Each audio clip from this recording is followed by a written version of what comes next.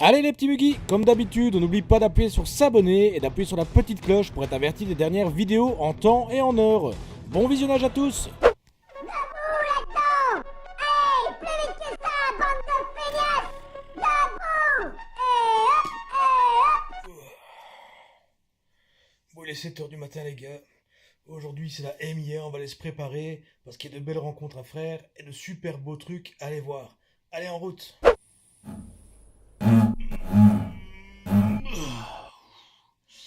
Le premier conseil que je vais vous donner les amis, c'est quand vous allez quelque part, toujours chier un bon coup avant de partir. Ce sera le premier conseil de la journée. Alors à la MIA ils sont un peu marrants parce qu'ils ont mis ici un petit dessin si jamais tu connaissais pas trop le coin pour te dire hey, regardez c'est par là qu'il faut passer si jamais il y a un problème.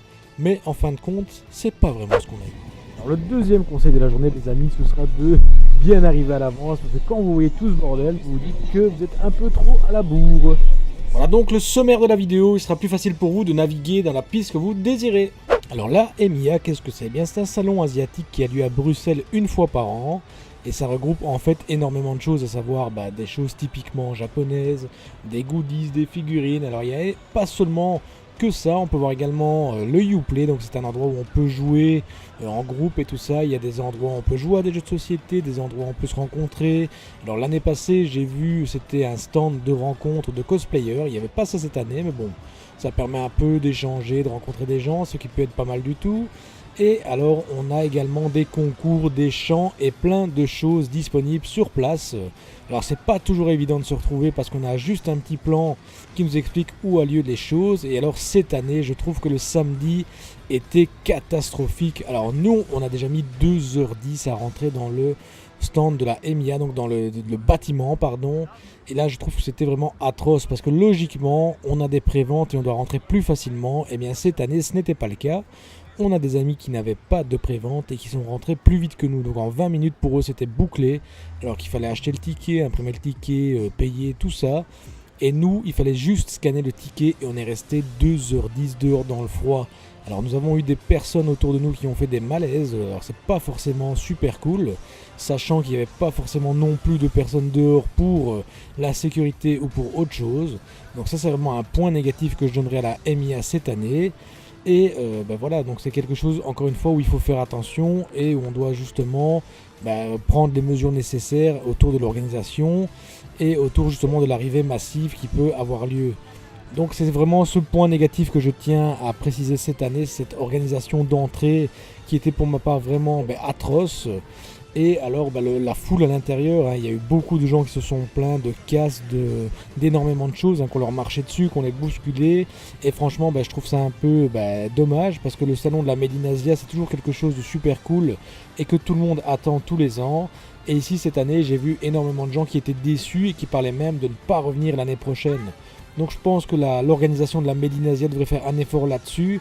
Justement sur l'organisation d'entrée et autres parce que c'est vraiment un endroit convivial où d'habitude on aime bien se retrouver et cette année franchement c'était pas du tout le cas et je trouve ça un peu dommage quoi. Mais bon, en attendant ça m'a permis cette année de faire énormément de découvertes, de rencontrer des gens super sympas et on aura pas voir justement par la suite de l'interview que il y a beaucoup de choses qu'on pourra voir, des gens en train de peindre, des gens qui nous expliquent leur métier, leur passion. Et c'est ce que vous verrez justement dans la suite ici de la vidéo. Donc ne quittez pas les amis parce qu'il y aura beaucoup de choses à voir et à présenter. En attendant je vous laisse admirer tout ça, tout ce que j'ai pu filmer. Moi je me suis concentré sur le One Piece forcément parce que j'aime le One Piece. Mais sachez qu'il n'y avait pas que ça, Dragon Ball, One Piece, tous les mangas étaient quasiment représentés. Donc c'est vraiment un endroit culturel à joindre et à rejoindre. Et on commencera donc sur le stand de Les Amis de ma DS avec du Berserk pour commencer, du Berserk super bien réalisé par les frères Vist. Alors il y avait également Gladiator qui a fait d'autres dioramas. Donc on peut voir ce sont des heures, si pas des semaines et des mois de travail pour certains. Alors ici ce sera toujours du Berserk avec Guts.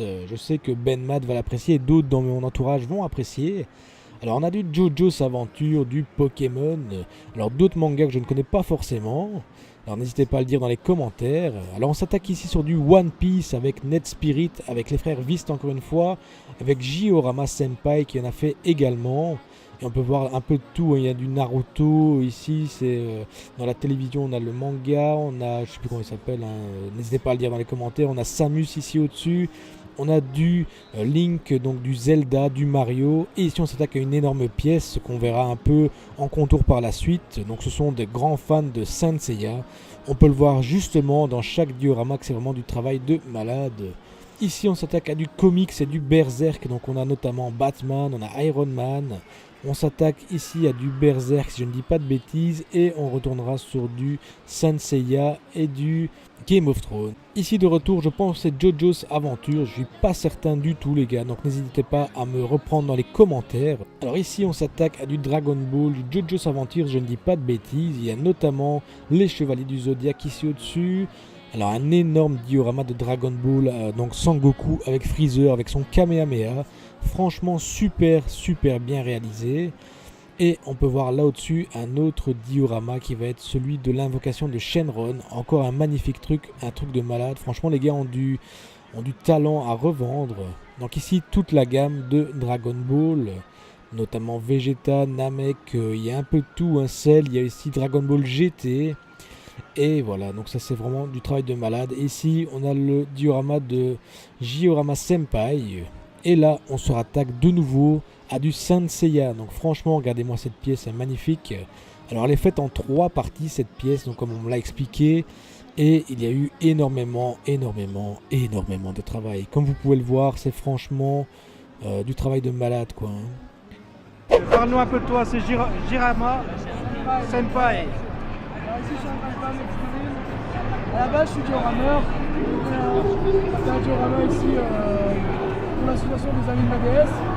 Et après je me suis lancé à plein de figurines et là je fais un peu de tout, j'essaie de me mettre au diorama et au painting comme ça. Je vais mettre mes figurines sur les dioramas personnalisés, tu vois. C'est vraiment c'est ce que le diorama soit fait à 100% par mes mains. Enfin, juste poser une figurine dessus, vraiment pas. Et voilà, c'est des heures. À titre d'exemple, qu'on voit ce que tu as déjà fait, combien de temps ça prend pour une petite ace? Ce Badak a pris entre 8 et 10 heures. À peu près.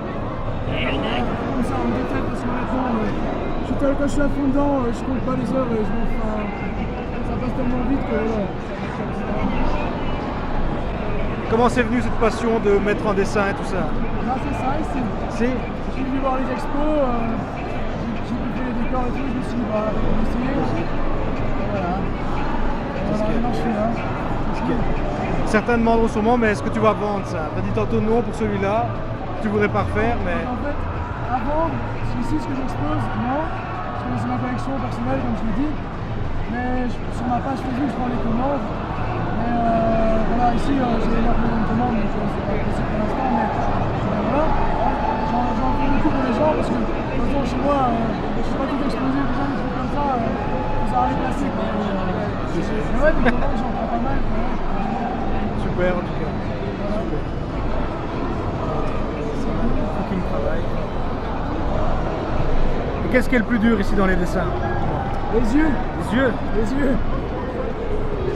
Ils sont quand même bien faits. Les yeux, ça prend beaucoup de temps.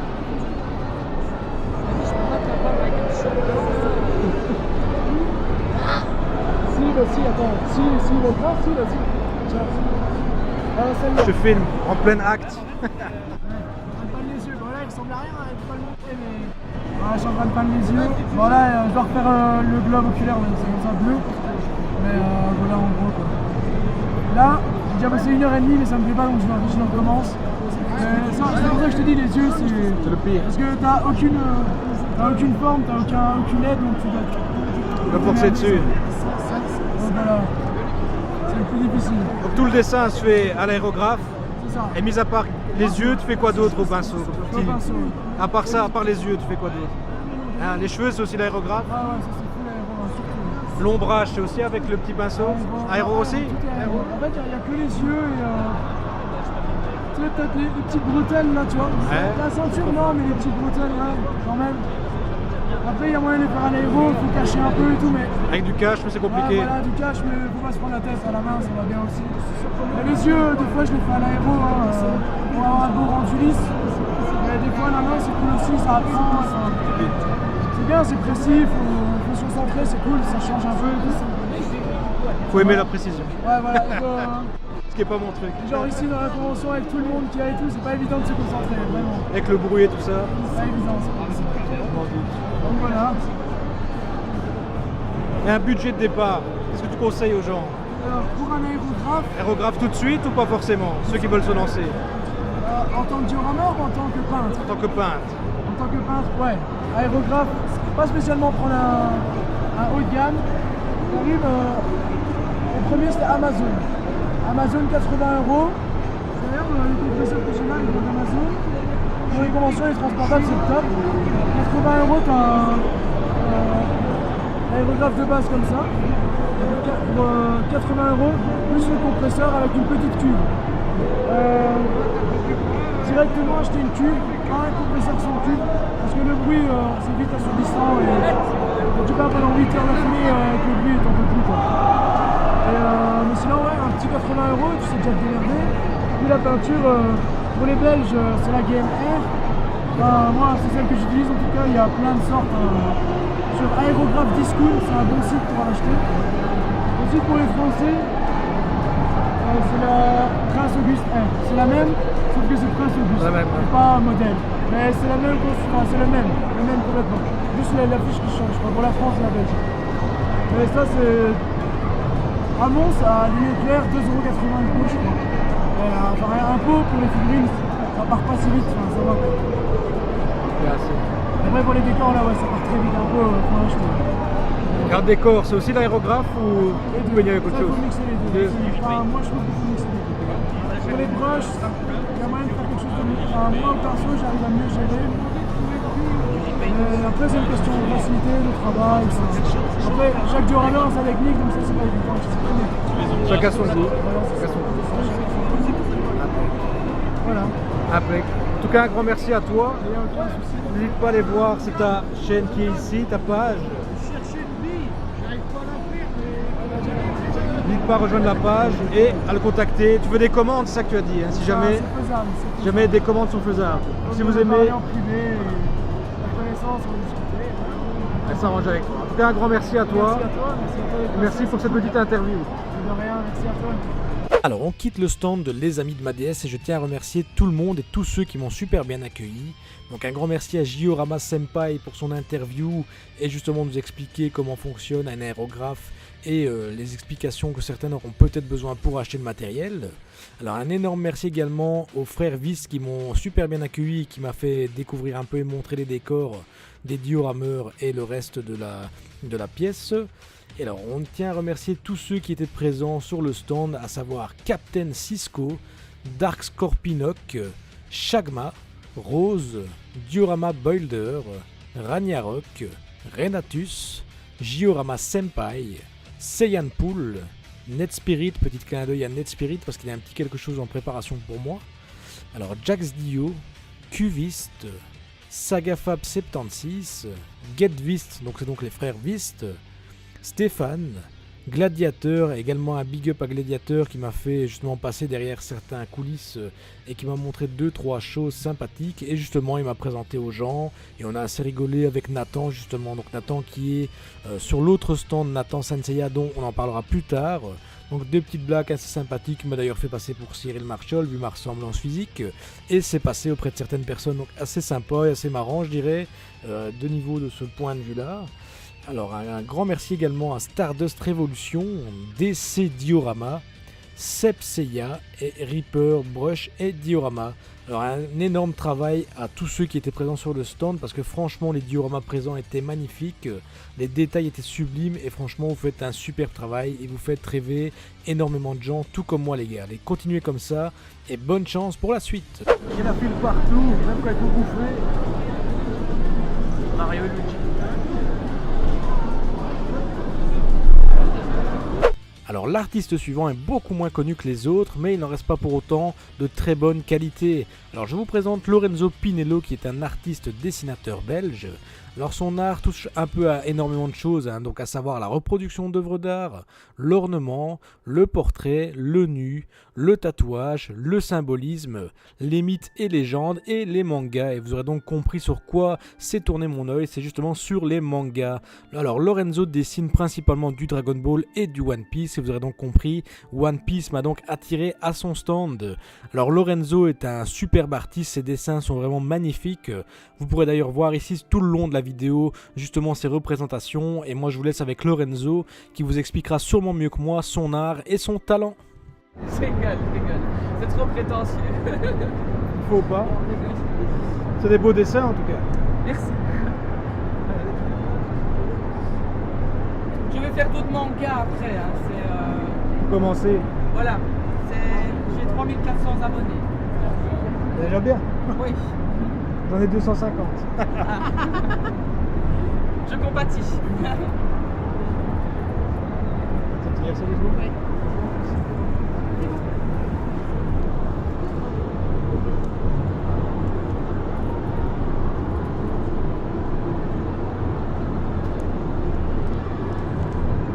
Ça fait combien de temps que vous faites ça ?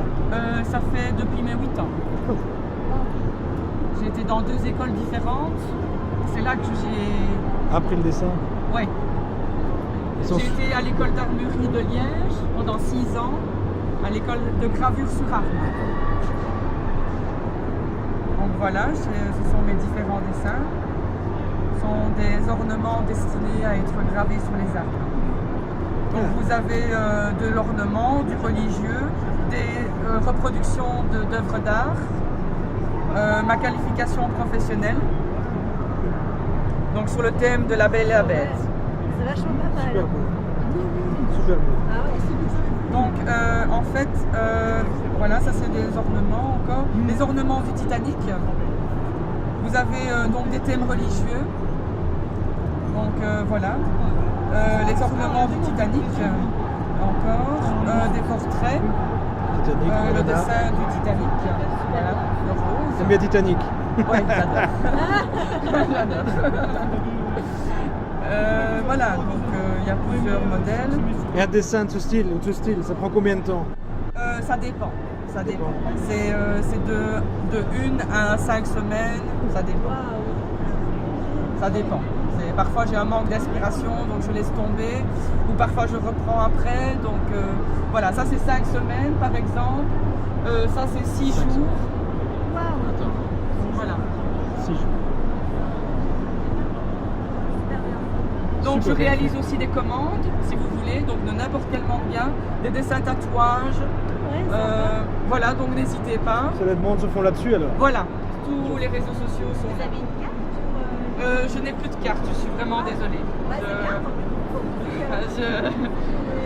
Je suis vraiment désolée. Ça De marche. toute façon, oui, on a ici. Il reste plus que ça. Oui, d'accord, Donc, ok. voilà. C'est vrai que c'est vraiment bien. Petite information, quelque chose à Ouais, c'est super bien. Oui. C'est combien à peu près Je prends donc 50 € pour un A4 et un A3. C'est le même prix. Voilà. C'est fait main. Oui. Et donc, Donc c'est- vous pouvez regarder avec plaisir. C'est 50 € l'impression ou la commande, monsieur ? Pardon? C'est 50 € l'impression ou la commande ? La commande en elle-même. La commande en elle-même, c'est Je pas le encore cher. plastifie et je l'envoie. C'est pas encore cher là. Voilà.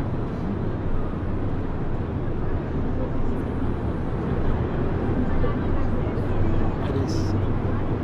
Pokémon. Bonjour. Tu veux, je tourne.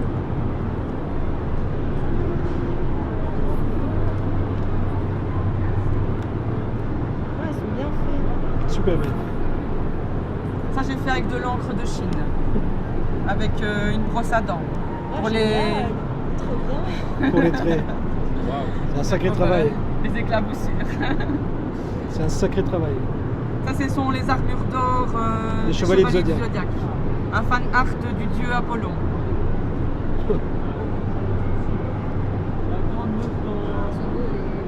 Ouais, franchement, ouais, ils sont bien.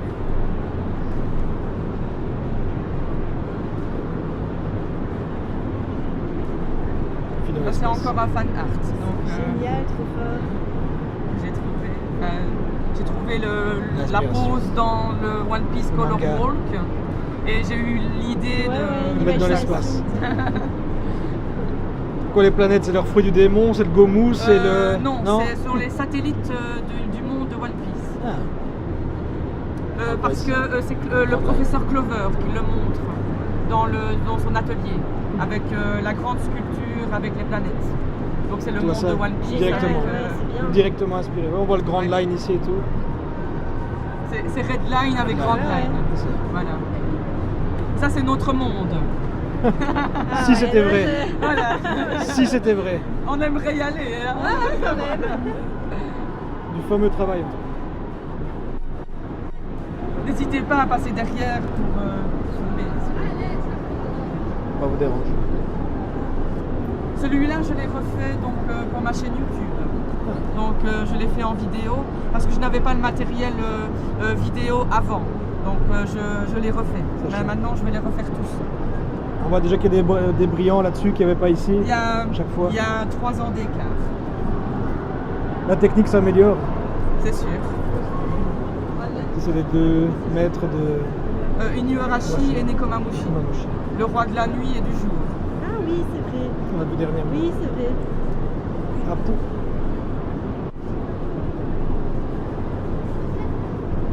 Ceux-là sont déjà en vidéo. Sur, Tu te filmes en train de dessiner, non? Oui, c'est ça. Ouais. C'est ça. Ah, j'aime bien ça. Et ça, ouais, c'est bon ça. C'est un fan art que les éditions Cana m'ont demandé. J'ai eu un article chez eux et j'ai eu cette idée-là, donc faire les proches et les familles de l'équipage de Luffy. C'est bien, ouais, c'est vraiment bien. Excellent.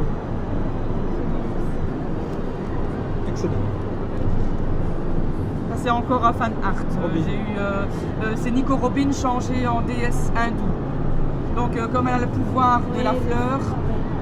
Ouais, voilà. c'était bien, c'est bien. C'était Et t'as un poneglyphe en main, c'est ça? oui, Ah ouais. un poneglyphe en main. Pas mal. Parce que je me suis Ça, c'est inspirée. l'arbre aussi. Je me suis inspirée de déesses hindoues. Donc, Excellent. voilà. Ah, il y a tout est pensé, Et comme elle les dit. livres et tout, Il y a même là, l'arbre c'est là, qu'il y avait sur Son le... île d'origine. Mais ouais, Très beau. Et les livres. vraiment. Ouais, les livres, j'ai remarqué. Il y a plein de symboliques. On a tous les derniers. Là, ce sont mes créations. Ah, vachement bien. Trésoro, Lucci, Ils sont en Zozu. vente, si vous voulez. Ou des À 10 €. tatouages et tout. Très beau.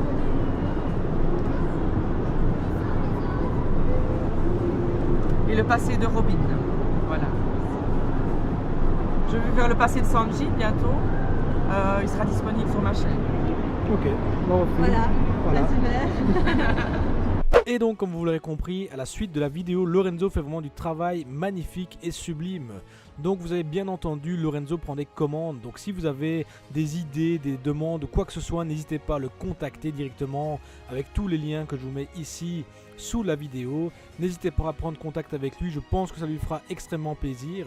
Et vu la qualité de son dessin, je pense que vous n'en serez vraiment pas déçus du tout. En tout cas, un grand merci à toi Lorenzo pour ton accueil, pour cette interview qui n'était à la base pas prévue du tout. Un grand merci à toi et bonne continuation pour la suite. Et qui sait, peut-être à bientôt. Alors, on s'attaque maintenant au stand de Nathan Seyaman. Alors Nathan qui est une personne que je connaissais vraiment pas du tout et qui m'a vraiment super bien accueilli, bien reçu. Alors on avait fait une petite blague à Nathan au début en me faisant passer pour Cyril Marchol. Donc forcément, le gars avait un énorme sourire, super content de rencontrer le gars, mais en fin de compte, je crois qu'il a vite compris la boutade et s'est vite rendu compte de justement cette blague. Alors un énorme merci à Jérôme, donc Gladiateur, qui a fait justement cette petite blague, car lui connaissait Nathan. En tout cas, comme je dis, j'étais super bien reçu par tout le monde. Nathan m'a laissé un peu faire ce que je voulais sur le stand. Et franchement, ça c'est un énorme merci qui vient du fond du cœur. Un énorme fan de Dragon Ball qui te parle. Même s'il est vrai que je suis maintenant tourné vers la licence One Piece, Dragon Ball reste pour moi un univers d'enfance. Et franchement, ce stand c'était un retour vers l'enfance, c'était un émerveillement. Et je pense que tous ceux qui étaient présents à la Made in Asia, tous ceux qui ont vu ce stand pourront vous dire la même chose. Alors les images et les photos qu'on pourra vous montrer, tout ce que vous pourra vous montrer ne seront vraiment pas du tout représentatifs du stand. Il fallait vraiment être là sur place en vrai pour se rendre compte du travail et du boulot qu'il y avait derrière. En tout cas, un énorme merci à tous ceux qui étaient présents, alors les diorameurs, Nathan, et franchement j'espère vous revoir bientôt parce que c'était vraiment superbe de tous vous rencontrer. Un énorme merci à tous et une bonne continuation à tous pour la suite. Alors, on s'attaquera donc ensuite au diorama, donc le Dragon Ball en lui-même. Alors il y a énormément de Dragon Ball normal, donc pas de Z, pas de Kai, pas de GT, pas de Super. Il est vrai que les autres seront représentés petit à petit, mais en tout cas, ce sera pour ma part le Dragon Ball normal qui me fera le plus plaisir. Même si c'est vrai qu'il y a quelques pièces par la suite qui sont super belles, super emblématiques. Moi je suis un énorme fan de Dragon Ball, un peu plus je dirais que les autres gammes, parce que Dragon Ball Z, même si c'est vrai que c'était plus mon enfance, ça m'a peut-être un peu moins touché que le Dragon Ball normal, parce que c'était vraiment le début, et c'est vraiment ça qui m'a fait accrocher, quoi. Mais ici on peut voir les œuvres de tout le monde, et franchement je peux vous dire que les vidéos sont pas du tout représentatives de l'œuvre. Certaines sont immenses, comme cette Goku, je sais pas si vous pouvez le voir par rapport à l'autre diorama à côté, et c'est franchement, ça fait partie des 7 merveilles du monde, quoi, on va dire, même si je peux pas trop en avancer parce que je ne suis pas juge de tout ça, mais les techniques sont vraiment très belles, bien réalisées, même si moi en arrière-plan je connais pas forcément tout ce qui a lieu, et peut-être que d'autres personnes qui ont un autre œil diront ouais non, là il y a des petits défauts ou autres. En tout cas pour ma part, super ravi, je suis vraiment retombé en enfance avec ce stand, avec tous ces Dragon Ball, les boules de cristal. Même ici regardez, ils ont fait un Iron Man en Dragon Ball, donc pour vous montrer que vraiment leur imagination n'a pas de limite, quoi. On pourra voir par la suite d'autres figurines et d'autres personnages qu'on n'aurait pas pu penser voir. Regardez ici, on voit un Bardock Super Saiyan. Donc Bardock qui n'existe vraiment pas du tout en Super Saiyan, même si il y a eu des petits teas et autres qui ont fait croire que, et des fan films qui ont été faits qui ont fait croire que ça existait. Mais en tout cas, voilà, on peut voir vraiment l'imagination sans limite de chaque personne, quoi. Donc ici, petit clin d'œil, un Super Saiyan 3 en Ultra Instinct. Je sais pas si ça va arriver un jour, peut-être à mon avis, vu que pour l'instant Dragon Ball Super est vraiment sur du fan service. Mais en tout cas, voilà, on peut vraiment voir chaque travail réalisé est vraiment magnifique, une merveille. Les petits détails ils sont à chaque fois, les fenêtres ici dans le Broly, les détails de la structure du bâtiment, franchement... il fallait être sur place pour voir ce qui se passait. Et même les gens dialoguaient avec eux, ils étaient super ouverts, super cool. On n'aurait pas dit ça de l'extérieur. Franchement, au début, je me suis dit, bah, ça va être un peu compliqué de voir tout le monde, de parler avec tout le monde. Et en fin de compte, ben non, tout le monde était super ouvert et super sympathique et très accueillant. Et franchement, j'ai passé un agréable moment avec tout le monde, tous ceux présents sur le stand. Et je tiens encore une fois à remercier vraiment Nathan et tout le staff qui était là autour pour le travail, parce que j'étais vraiment stupéfait et stomaqué par tout ce qu'il y avait sur ce stand. Il y en avait tellement que franchement, on ne saurait pas tout décrire pièce par pièce, ça risquerait de prendre plusieurs jours de vidéo, quoi. En attendant, moi je vous laisse regarder tout ça et vraiment apprécier tout le travail réalisé.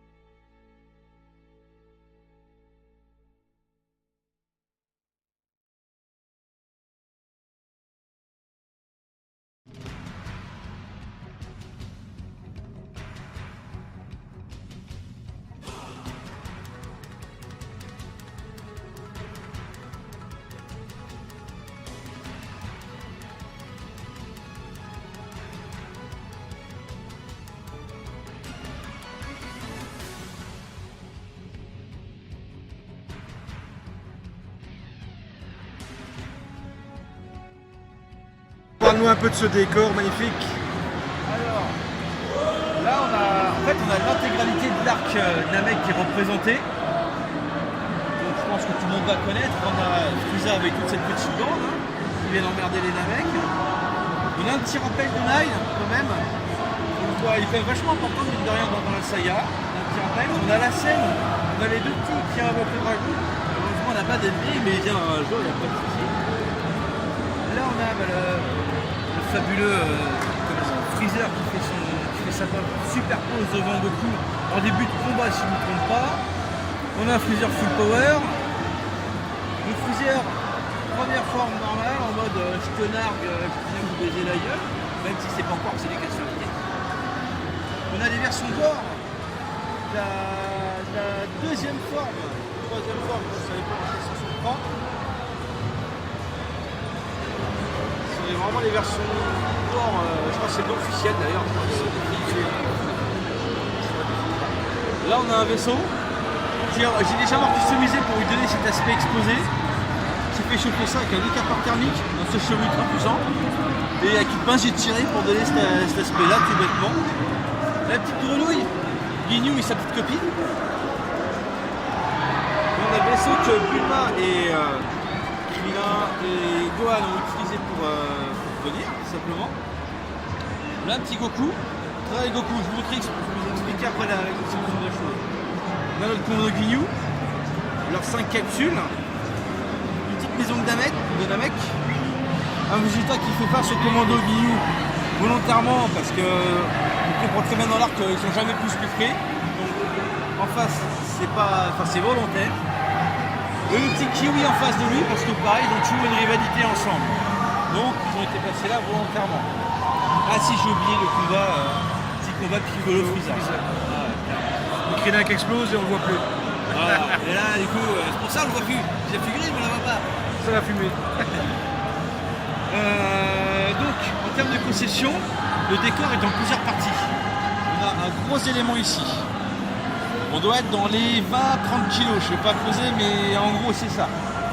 On a une plaque ici, une plaque ici. Et qui sont conçus pour être exposés séparément si on veut. Du coup, on peut cacher les auteurs avec cette partie-là. Le Goku, du coup, il est. Voilà, là on l'a intégré dedans. Voilà. On l'intègre, et là, hop, la magie opère, on voit plus rien. J'ai voulu quand même reprendre l'eau de Namek. C'est quand même mythique. L'eau verte et l'herbe bleue. Donc j'ai repris l'eau verte et l'herbe bleue de toute façon. Est-ce qu'on parle réellement de conception, de fabrication ou pas? Ouais, on peut en parler. Alors, la technique tout simple hein, pour faire, bien visé, voilà, pour faire la fumée, c'est simple. On a du grillage à poule, un coussin de chez Ikea à 1,50 € que j'ai éventré. J'ai coincé les bouts de la mousse dans le grillage, tu mets un système de LED, tu allumes et ça te fait ça. Et la technique, tu refais la même chose, un coup de peinture marron, rouge, orange, jaune, ça te fait une explosion.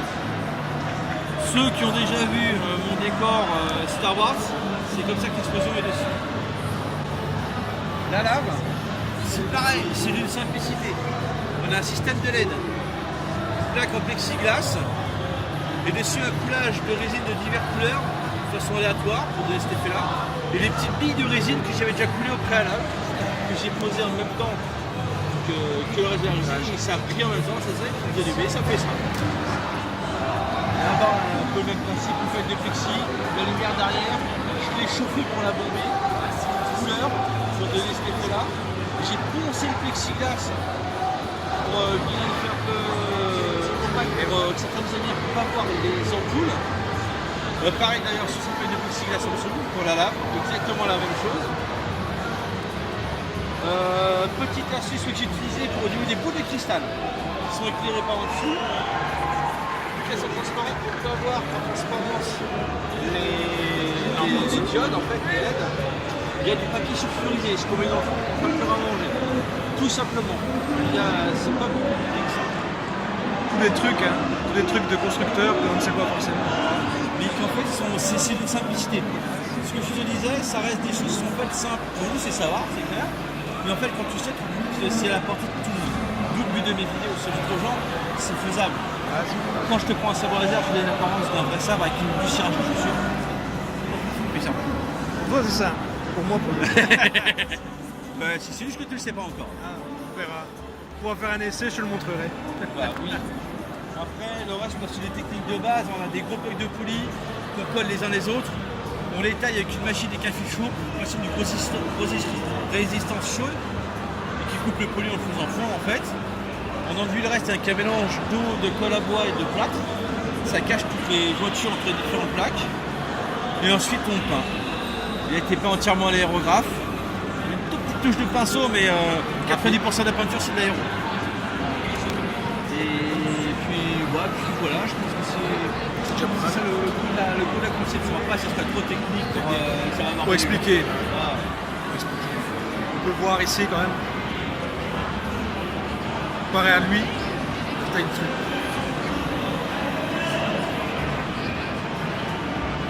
Si j'ai oublié de préciser, toutes les figurines ont été repeintes. Pas par moi parce que j'ai pas eu le temps, mais elles ont toutes été repeintes par Jonathan Fernandez, pour ceux qui le connaissent. Parce que souvent ça évite de leur caillir cet aspect un peu plastique, un peu artificiel. Mais des fois les figurines sont bien sculptées, mais la peinture ne met pas en valeur. Du coup ça permet de donner un petit peu plus de texte qui est arrivé à la fin. Et un travail comme ça, combien de mois? Je ne vais pas dire jours à mon avis. De mois, à 9 mois. 9 mois de travail. Littéralement. Une grossesse. Pendant 9 mois, c'était entre 2 et 5 heures de travail. Ah, ici l'anecdote. Quand j'ai fini de le faire, je me suis trompé dans mes cotes. Je passais plus par la porte. On l'a assemblé à 7 personnes, on l'a descendu du deuxième étage par le balcon à coup de sang. Heureusement qu'il passait par la fenêtre. On l'a lâché. 3 pour revenir, 2 pour revenir aussi. Le dernier facteur, pour les cartes des murs, pour faire une fois en descendant. On a galéré. C'est du travail, du beau travail franchement, sublime. Ah merci. En tout cas, merci à toi de ta présentation. Bah merci à toi d'être venu. C'est super sympa, merci pour l'invitation. Et on n'oublie pas de te retrouver sur Coco Déco, c'est bien ça. Voilà, Coco Déco sur YouTube. Et on n'hésite pas à te joindre et à te suivre également. Merci à toi. Ciao. Salut. Le stand de Nathan Saint-Seiya se termine donc ici. Un énorme merci à Nathan pour son accueil et sa convivialité. Énorme merci à tous les diorameurs qui m'ont accueilli, qui m'ont bien conseillé et qui m'ont justement expliqué quelques trucs et astuces que l'on ne sait pas forcément. Alors on tient à remercier tous les diorameurs présents sur le stand, à savoir Shagma, Diorama Création, Shiryu COC, Shigo Hero, DDR, alors Stéphane, Aries Star Hill, Captain Cisco, Ragnarok, Amazing Dio, Diorama Shiryu 9.1, Renatus, Sepseya, JM Patoun, Marc Industrie, DC Diorama, MC Milan Diorama, Cocozer, Rose, Gladiator, Diorama Builder, Getvist, Diorama Senpai, Chris Fig DC, Diorama, Ishin Sama, Duck Création, Jax Dio, l'atelier d'Aldébaran, Cuviste, Diodime 35 et Science Pool. Alors un énorme merci à eux qui m'ont vraiment fait rêver sur ce stand. Et alors je vous souhaite à tous une bonne continuation les gars. Et surtout continuez à nous faire rêver comme ça a été le cas sur cette Made in Asia 2018. Voilà, c'est la fin, on s'en va directement. Allez, c'est dans le monde se vide. Et en tout cas, encore une fois, Zoro se sera perdu. Et donc c'est la fin de la vidéo sur la Made in Asia les amis. Cette année, voilà, énormément de choses positives mais négatives également. Donc d'abord on va commencer par les positives. J'ai eu la chance de rencontrer des gens extraordinaires. J'ai eu l'occasion de discuter avec des diorameurs, des gens vraiment passionnés du métier. Franchement, c'est quelque chose qui me tient à cœur parce qu'on a pu échanger. Eux ont pu m'échanger leur passion de diorameur et moi j'ai échangé mes passions en tant que collectionneur et passionné de One Piece. Donc c'était vraiment quelque chose qui me tient super à cœur, qui m'a fait vraiment plaisir justement en me réconfortant dans les quelques petites choses négatives qu'on a eu justement à cette EMEA.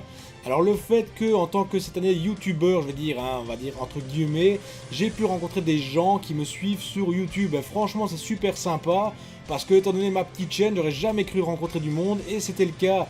Il est vrai que j'ai pas souvent une tête fort agréable et fort sympathique, mais bon, c'est ma tête habituelle on va dire, et ça m'a fait plaisir que ces gens sont venus me voir en me disant hey, c'est le gros Zoro, ben oui c'était le gros Zoro. Donc super justement d'avoir pu échanger avec des gens qui me suivent et qui justement ont pu me donner leur avis et tout ça sur mes vidéos et sur ce qui se passe actuellement sur la chaîne. Donc encore une fois ça me réchauffe le cœur. Alors cette année pas énormément d'achats, pourquoi? Bah, comme tous les ans je trouve qu'il y a du bootleg un peu partout, c'est ce qui m'énerve un peu à la Made in Asia. Après il y a eu apparemment un stand qui à l'accueil disait voilà faites attention, là-bas il y a des bootlegs, là-bas il y a des bootlegs. Je trouve ça un peu con d'accepter un peu les gens qui vendent du bootleg et après prévenir en disant ah oui mais nous on prévient qu'il y a du bootleg donc à vous de faire attention. Je trouve pas ça assez cool. Ben voilà, donc il y a beaucoup de choses qui n'étaient pas terribles. Nous on a une amie qui collectionne les Pokémon, et bien toutes les peluches Pokémon qui étaient entre les deux ou entre Pilumé, pas terribles, hein. Bizarrement hop les étiquettes étaient coupées pour justement ben voilà effacer les preuves des bootlegs. Donc pour ma part c'est quelque chose qui est pas terrible sur la Made in Asia, c'est un tri qui doit avoir lieu pour justement que tout le monde puisse profiter à fond de leur convention et puisse justement pas avoir de crainte au niveau des achats et être freiné à ce niveau là. Moi au niveau des achats j'ai pas acheté grand chose, on va commencer par le plus petit au plus grand. J'ai quand même acheté un petit éventail de Zoro, ça me faisait marrer hein, en été quand on est un peu chaud. Zoro pourra nous aider à nous refroidir. Alors j'ai su trouver un coussin de la Ichiban Kuji, donc avec Joker et Trafalgar Law. C'est un coussin que j'ai vu justement récemment sur le groupe One Piece et que je trouvais très beau. Donc voilà un coussin à 10 €, l'éventail à 4 €. Alors j'ai également trouvé un énorme coussin de Chopper. Comparé à l'autre on peut voir qu'il est quand même bien impressionnant. Voilà, hop. Alors j'ai un peu de doute sur l'authenticité du coussin de Chopper parce que j'ai, même s'il y a un truc Banpresto, l'étiquette dorée est un peu décollée aux quatre coins, donc on a un peu l'impression que c'est un truc qu'on a recollé vite fait, tout comme l'étiquette qui est ici accrochée au Banpresto, qui voilà semble un peu bizarre. Après, bon voilà, on verra ce que ça dit, mais pour ma part, je suis quand même assez content de ce que j'ai trouvé. Et alors autre chose que j'ai trouvé, car comme tous les ans, je me fais plaisir en me trouvant un sabre, cette année, j'ai trouvé non pas celui de Isho, mais un qui ressemble très fortement. Donc pour ma part, même s'il n'est pas de la bonne couleur, je pense qu'un peu de l'azur et un peu de ponçage pourront justement permettre de faire penser à celui d'Isho. Moi pour ma part ça m'a fait super plaisir de trouver ce sabre, parce que tous les ans vous le savez bien je me trouve un petit sabre, il y en a d'ailleurs là-bas, hein. J'ai les 3 Zoro, celui de Law et celui de Mihawk, et bien s'ajoute maintenant celui de Isho. Donc celui de, je sais plus comment il s'appelle, hein, son autre nom. En tout cas voilà, ça fait super plaisir à trouver parce que moi je suis un énorme collectionneur de sabres comme ça, de reproduction, en tout cas de manga. Et celui-là fera plaisir tout comme les autres à ajouter à la collection. Donc voilà donc comme j'expliquais les points positifs de la Made in Asia. Un, ce sont les rencontres qu'on fait, le partage avec tout le monde. Et justement cette joie, cette gaieté qu'on a autour de nous.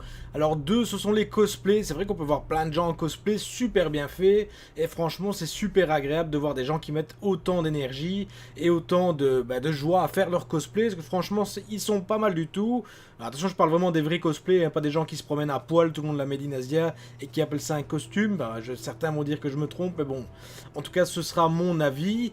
Alors troisième chose, ce sont parfois on peut faire de bonnes affaires. C'est vrai qu'il n'y a pas souvent des bons prix parce que nous on y va le samedi ou le dimanche, mais quand on y va les premiers jours, je sais que beaucoup de gens me disent qu'il y a des bonnes affaires à faire et parfois des bons prix pour des achats qui sont justement frais de la Made in Asia. Quatrième chose, ce sont justement le fait de partager une communauté qui n'est pas forcément la nôtre. On a l'habitude avec tout ce qui est européen, tout ça. Ici on a une communauté qui est asiatique et forcément on a des choses qui sont pas comme nous, ils pensent pas forcément comme nous, et voilà, donc ça permet d'avoir une expérience, de partager justement des choses qu'on n'a pas l'habitude de voir, et ça c'est super sympa. Alors les choses négatives, on a les bootlegs. Il faut souvent faire attention dans les conventions, il y a énormément de bootlegs. Comme j'ai pu expliquer, on a parfois des choses où on a des doutes, les étiquettes sont coupées, il n'y a pas de notes sous les socles, il n'y a rien du tout.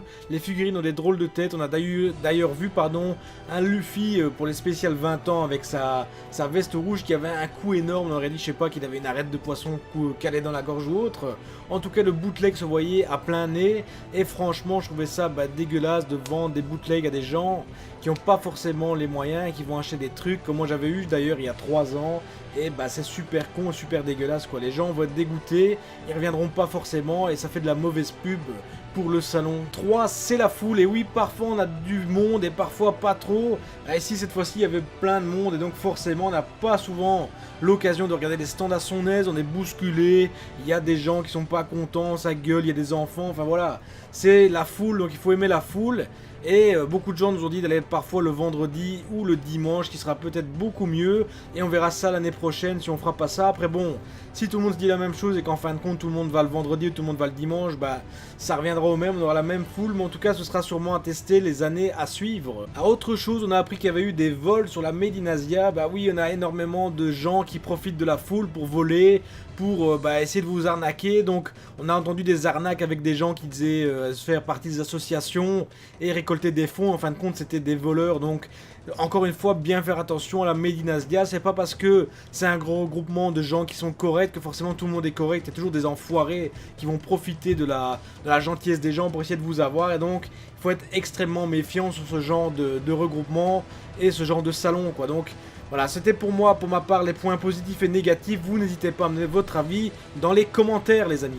La vidéo se termine ici, les amis. Il est vrai que certaines interviews sont pas au top, le son est pas terrible. Après, j'ai pas trop osé prendre ma caméra étant donné que je suis en convention, en lieu public, et que je sais qu'énormément de gens font pas souvent attention, on se bouscule, et voilà, j'avais peur de casser. C'est comme du matériel qui a un coût et qui a un prix quand même assez important, et j'ai pas forcément envie de me retrouver sans rien par la suite à cause de gens qui ne font pas attention.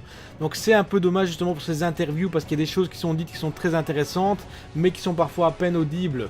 Donc ce sera peut-être à améliorer l'année prochaine si j'y retourne. Et en tout cas, moi ça me fait plaisir, comme je dis, je le dirai pas encore assez dans cette vidéo. Ça me fait super plaisir ces rencontres et ces échanges que j'ai pu avoir avec tout le monde. Donc les amis, voilà, je vous ai présenté la Made in Asia. Je sais que beaucoup ne connaissent pas forcément et j'espère que ça vous donnera peut-être envie de venir ou peut-être pas. En tout cas, vous me direz quoi dans les commentaires de la vidéo. J'espère que vous, si vous avez été à la Made in Asia, ça vous a plu. N'hésitez pas à me dire si vous avez fait des achats dans les commentaires, à me dire qu'est-ce que vous avez acheté et à quel prix. Comme ça, on pourra justement montrer aux autres personnes qui regardent les vidéos. Voilà, on peut avoir un avis, on peut avoir une idée de prix. Ça peut être de bonnes affaires ou pas de bonnes affaires.